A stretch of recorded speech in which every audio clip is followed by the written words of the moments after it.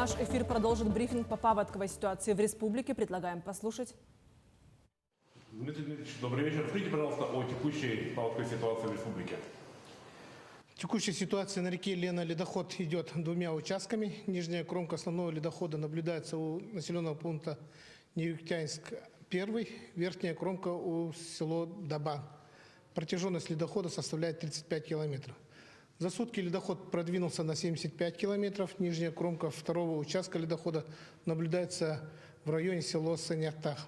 Верхняя кромка наблюдается в 30 километрах ниже села Солянка. Протяженность второго участка ледохода составляет 165 километров. За сутки ледоход продвинулся на 155 километров. В результате саморазрушения ледовой перемычки на реке Лена в 35 километрах ниже села Хоринцы начался интенсивный спад уровня воды с освобождением от воды всех 38 придомовых территорий, в том числе 19 жилых домов в село Хоринцы. В 3 населенных пунктах пока остаются подтоплены 109 дворовых территорий, в том числе 89 жилых домов с населением 320 человек, в том числе 30 детей. Неюктянский 1 подтоплено 27 дворовых территорий, в том числе 27 жилых домов, в которых проживает 66 человек, и в том числе 3 детей. Все люди данного села заблаговременно отселены. Неюктянский 2 подтоплено 20 дворовых территорий, где проживает 116 человек, в том числе 22 ребенка. Все люди также заблаговременно отселены в пунктах временного размещения. Село Кыллах подтоплено 62 дворовых территории, в том числе 62 жилых дома, в которых проживает 134 человека, в том числе 5 детей.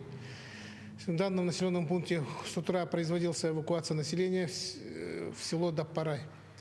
В ПВР размещены 27 человек, и в том числе 5 детей. В 7 километрах ниже города Алекминска проведены взрывные работы по разрушению ледовых полей.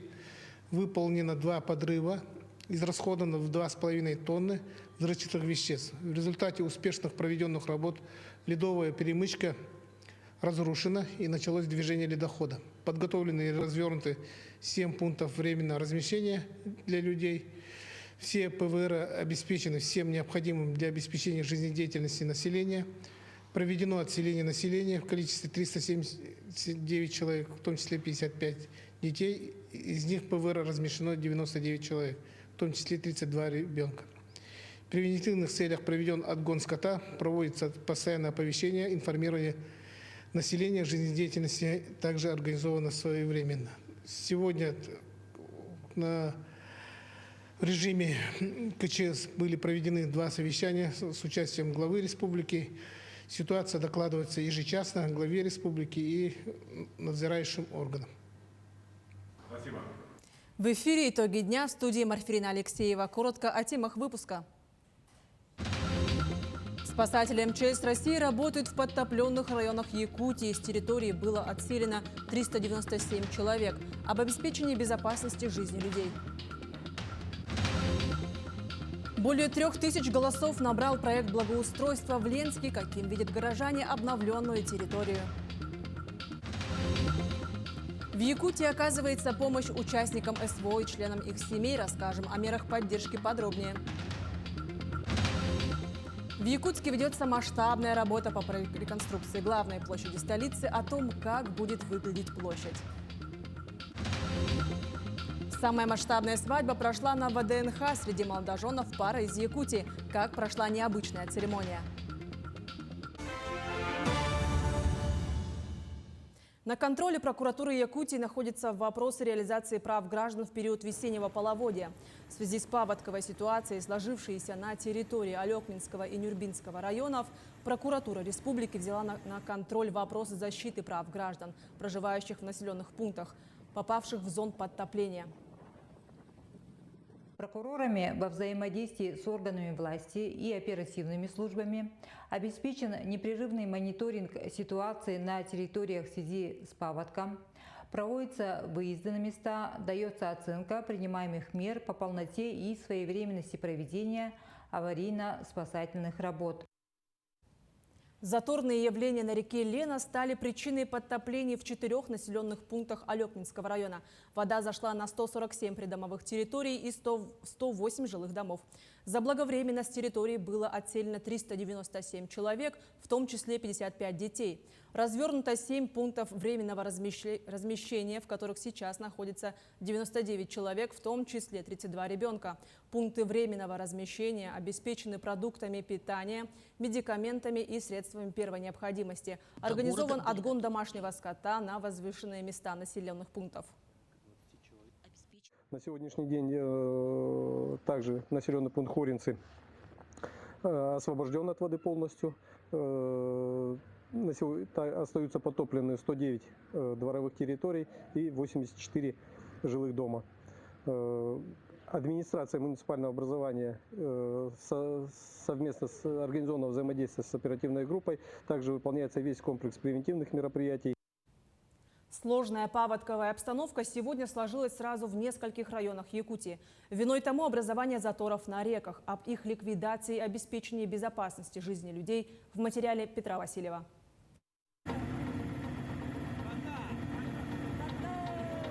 Одно нажатие, ледовый затор, ставший причиной подтопления сел в Алекминском районе, начинает идти на спад. Буквально за полчаса уровни воды падают, стихия постепенно отступает.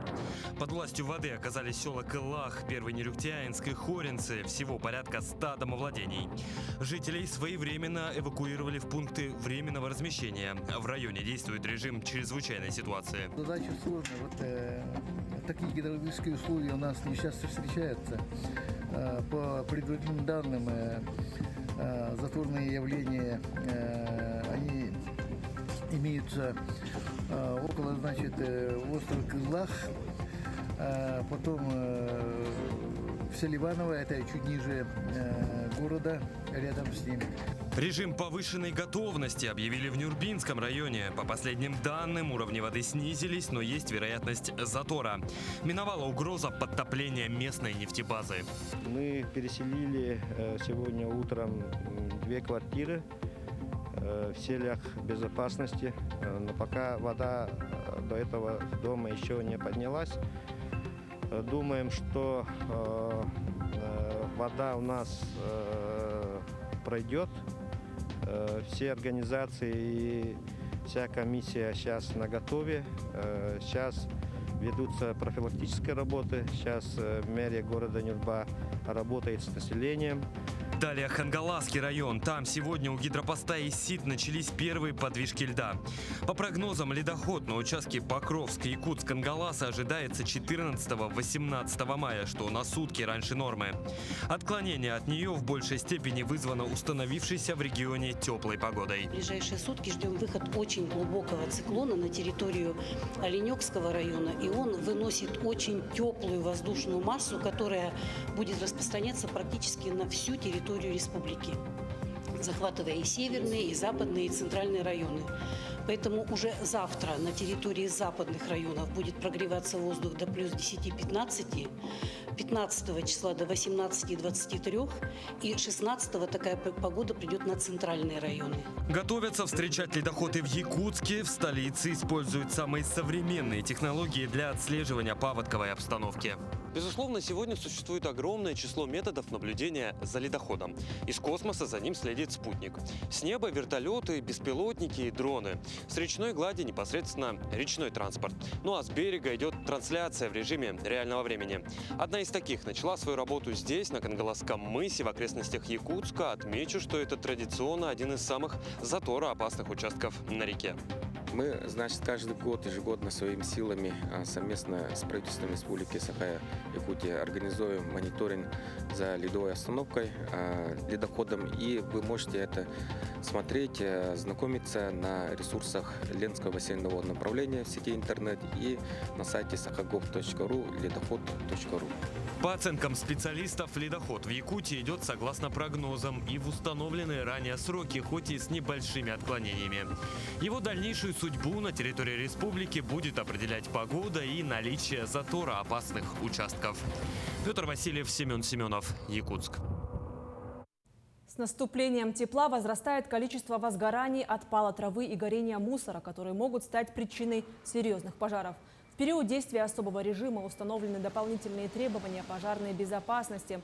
Сотрудники отдела надзорной деятельности напоминают гражданам о необходимости своевременной очистки прилегающих территорий от горючих отходов, мусора и сухой растительности. Также родителям и преподавателям необходимо провести разъяснительную работу с детьми о недопущении использования в качестве игрушек спичек и зажигалок. За нарушение правил пожарной безопасности предусмотрены штрафы. Анализ случаев за прошлый год показал, что все возгорания происходят в результате неосторожного обращения с огнем, в том числе малолетних детей. С наступлением пожароопасного периода отдел надзорной деятельности и профилактической работы по Нюрбинскому району напоминает, что сжигание сухой растительности, разведение костров в противопожарных расстояниях между зданиями и сооружениями запрещается.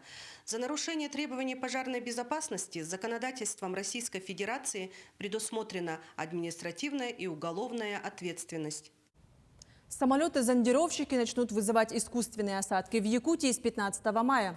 Превентивные мероприятия планируют провести из-за сухой погоды. В Якутии прогнозируют сухую погоду, из-за чего возрастает риск возникновения природных пожаров. В эти дни идет установка оборудования на борту Ан-26 авиакомпании «Полярной авиалинии». Также ожидается прибытие из Новосибирска самолета Як-40 Росгидромета. На 13 мая действующих природных пожаров не зарегистрировано. К другим темам. В Госдуме рассматривают кандидатов в новый состав правительства. Андрея Белоусова предложил назначить министром обороны России в предыдущем правительстве. Белоусов был первым вице-премьером. Шойгу, возглавляющий Минобороны, назначен секретарем Совбеза России. Также, как сообщил Песков, будет курировать работу службы военно-технического сотрудничества и станет замом президента в комиссии по ВПК. Начальник Генштаба Валерий Герасимов продолжит работу на своем посту, исполняющий обязанности руководителей других силовых ведомств МЧС, МВД, Минюста, СВР, ФСБ и Росгвардии сохранят свои посты в случае согласия Совфеда. В Якутии продолжается работа по адресной помощи военнослужащим, участникам СВО и членам их семей. Реабилитацию прошли 701 участник СВО и 992 члена их семей. 240 человек получили различные социальные услуги в виде обслуживания на дому, а также в полустационарной форме. В службы занятости обратилось за помощью в трудоустройстве и переобучении 357 человек. Семьи мобилизованных граждан, проживающие в квартирах, где по тем или иным причинам невозможно использовать индивидуальные приборы учета, не будут оплачивать услуги по водо- и газоснабжению за своих отсутствующих родственников. В Якутии активно оказывается помощь участникам СВО и членам их семей. Например, общественная организация «Сердца солдатовских матерей» искренне поздравила семью Каургиновых с рождением третьего ребенка. О других мерах поддержки участников спецоперации расскажет наш корреспондент Аманотов. Юрий Каургин – отец семейства. Еще в 2022 году он стал участником специальной военной операции. Накануне Дня Великой Победы у него родился третий ребенок. Несмотря на то, что Надежда выписалась из роддома только вчера, волонтеры из общественной организации «Сердца солдатских матерей» буквально на следующий день поздравили молодую семью. Вообще очень неожиданно было. Нам говорили, что проходят такие акции, что встречают семьи своего с роддома, но мы не ожидали, что попадем тоже в эти ряды, и что сегодня так неожиданно и к нам придут еще и с подарками. Но очень приятно то, что такое внимание со стороны, это некая поддержка в своем роде. И тем более мы приезжаем с районов, здесь в принципе у нас никого нет. И то, что вот так приходят и поздравляют, приятно. В Якутии участникам СВО оказывается всесторонняя поддержка. Одним из важнейших способов – финансовая помощь. Семьи могут подать заявление на единое пособие, при этом выплата назначается для них на льготных условиях. Пособие назначается на 6 месяцев. По истечении этого срока семья может подать заявление вновь с учетом комплексной оценки. Для получения выплаты родителям достаточно подать заявление через портал государственных услуг. При этом всех детей в возрасте до 17 лет можно указать в одном заявлении и таким образом оформить выплату в отношении каждого ребенка. Напомним, что документы, подтверждающие факт призыва на военную службу по мобилизации, предоставляются заявителям самостоятельно. Надежда и Юрий живут и работают в Нижнеколымске. В ближайшее время молодая семья собирается к себе на малую родину для того, чтобы поскорее познакомить родных и близких с новорожденной дочерью Кирой. Аманотов, Екатерина Амосова, Нюргун Старостин, Якутск. В Ленске прошел воркшоп по благоустройству второго этапа городского парка. В этом году проект благоустройства парка «Аюр» участвует во всероссийском конкурсе лучших проектов создания комфортной городской среды в малых городах и исторических поселениях. Напомним, на голосование было выдвинуто 2 проекта. Это благоустройство улицы Аюнского и парка. Второй набрал более 3000 голосов. Горожане видят территорию по-разному, но всех объединяет желание создать красивое пространство, комфортное для детей. Если проект победит в конкурсе, то в следующем году начнется его реализация. Мы сегодня проводим обсуждение, ярмарку идей для того, чтобы направить все озвученные предложения нашим проектировщикам, чтобы они обязательно учли их, и с их помощью мы составим конкурсную заявку. Для нас учет мнения населения на самом деле очень важно, потому что первыми потребителями этого благоустройства все равно являются вничане. А и то, что они желают, обязательно должно быть учтено. То есть мы в первую очередь делаем для себя же. Вот уже полгода ведется масштабная работа по реконструкции главной площади столицы республики. Работа ведется практически без остановок. О том, как будет выглядеть площадь и на каком этапе находится реконструкция, расскажет Даяна Федорова. Масштабные работы по реконструкции главной площади республики продолжаются. В будущей зоне отдыха уже залита первая плита сухого фонтана толщиной 40 сантиметров. Разработан котлован более 3500 кубометров. На месте котлована установлено 110 свайных фундаментов. Отсыпано более 7500 квадратных метров щебня. Плитка будет из гранита природного. Он уже здесь завезен, бордюры тоже. Также будет, 10 видов плитки будет. То есть вместе они будут как орнамент якутский, из разных видов плитки. Да. Материал полностью завезен. Щебень вот тоже успели. Сейчас ведется уже отсыпка, монтаж. Совсем скоро здесь появятся цветы и кустарники, 13-метровые серьги вдоль площади, а также фонтан со светодиодной подсветкой и музыкальным сопровождением. Дизайн-проект разработан с учетом климатических условий региона, а также сложившейся улично-дорожной сети. Площадь, она сохранит свой функционал, она должна быть открыта для проведения крупных мероприятий, соответственно, и поэтому было принято решение не устанавливать чашу фонтана, то есть чтобы не загораживать, чтобы максимально можно было разместить население на каких-то крупных праздниках. Все-таки это площадь республиканского значения, самая главная площадь. Как только завершится отсыпка щебня, работники приступят к выполнению других работ, в том числе к заливке бетонного покрытия толщиной в 10 сантиметров, к укладке тротуара и установке последующих плит подземного сухого фонтана. Работы планируют завершить осенью текущего года. Впереди долгожданная и масштабная реконструкция главной площади Якутска. После реконструкции у жителей и гостей столицы появится новое и современное общественное пространство с национальным колоритом. Даяна Федорова, Григорий Охлопков, Якутск. Сегодня отмечается Всемирный день борьбы с меланомой. Ежегодно этот день отмечают в мае, когда солнце начинает светить ярче и становится небезопасным. Якутский республиканский кожно-венерологический диспансер проводит дни открытых дверей по диагностике меланомы. Кожное заболевание представляет собой злокачественную опухоль на коже. Главным фактором развития меланомы является ультрафиолетовое излучение. По данным ЯРКВД, за прошлый год было осмотрено 684 человека, из них 35 с злокачественной опухолью. Врачи советуют в летний сезон защищать кожу одеждой, носить головные уборы, использовать солнцезащитные косметические средства. Это злокачественное, очень такое быстро развивающееся заболевание, которое, значит, опухоль скажем, злокачественная, она может образоваться, ну, хоть где. Так, ну, связано это может быть с инсоляцией. Люди сейчас, вот, как говорится, много ездят, загорают, вот чего делать нежелательно. Необходимо просто избегать, конечно, солнца. У кого много родинок, значит, и они тоже должны всегда помнить об этом. И также наследственность имеет все-таки большое значение. О том, как работает многофункциональный центр «Мои документы», узнали студенты Алданского политехникума. В МФЦ ребята побывали на экскурсии, цель визита – знакомство с организацией и профориентация. В холле многофункционального центра «Мои документы» студенты политехникума собрались вовсе не для того, чтобы заключить сделку или получить какую-либо услугу. Визит носил ознакомительный характер. Наша основная задача – это информирование населения. Информирование населения о государственных муниципальных услугах, о принципах одного окна офисов моих документов по Республике Саха-Якутия, о портале госуслуг.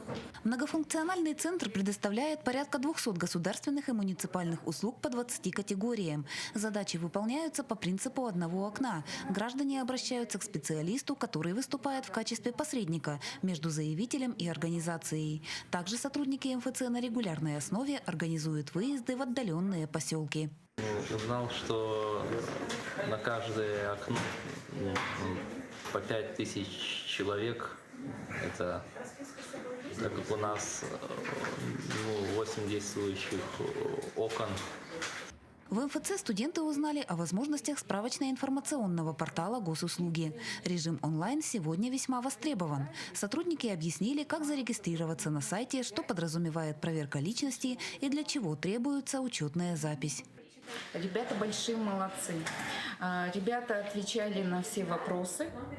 Еще одной целью экскурсии стала профориентация. Летом ребята получат дипломы, и вопрос трудоустройства для них актуален. В перспективе в Алданском офисе будут открыты 2 вакансии. Наличие среднеспециального образования составит одно из требований, которые будут предъявляться к соискателям.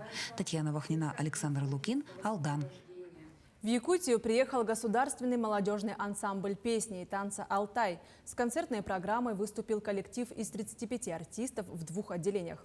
В первом отделении зрители увидели одноактный балетный спектакль «Дом у дороги», совместный проект легендарного хореографа Владимира Васильева и молодежного ансамбля «Алтай». Балет был создан по мотивам одноименной поэмы Александра Твардовского об истории одной семьи в годы Великой Отечественной войны. Во втором отделении познакомили зрителя с самобытной многонациональной культурой Алтайского края. Гастрольный тур проходит в рамках федеральной программы «Мы Россия». Спектакль в Якутии планируют также показать в Алдане и Нерюнгри. Мы хотим немножечко поближе познакомить зрителя с творчеством Алтайского края, с людьми. И мы, как такие маленькие представители нашего края, будем рады, если зрителям Якутского понравится. У нас есть номер, который совершенно без аккомпанемента исполняют вокалисты. Собственно, музыкальным инструментом являются их голоса, которые имитируют гармошку, балалайку, что угодно, вместо фонограммы музыкального сопровождения. Самая масштабная свадьба прошла на выставке ВДНХ. На выставке России поженились сразу 150 пар из разных регионов страны. Среди них и чета из Якутии. Так стартовал свадебный фестиваль. Как прошла необычная церемония, узнаем в следующем материале. Такого в России еще не было. Больше 150 пар из самых разных уголков нашей огромной страны сказали друг другу то самое слово. Ваше желание стать супругами свободным, взаимным и искренним. Громко! 2024 был объявлен президентом годом семьи именно на ВДНХ.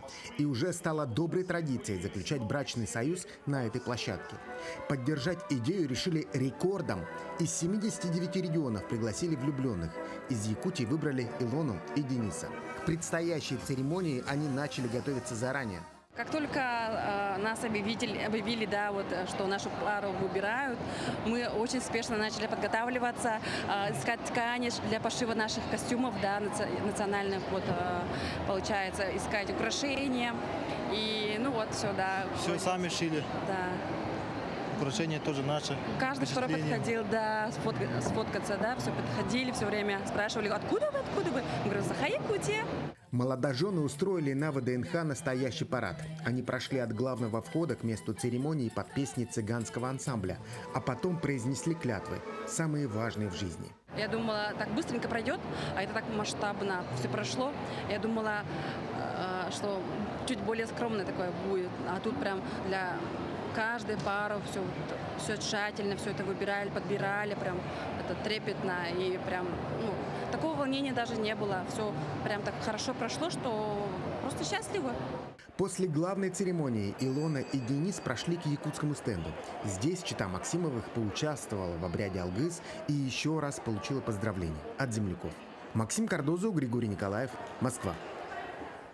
Таким увидели сегодняшний день наши корреспонденты. До встречи в эфире.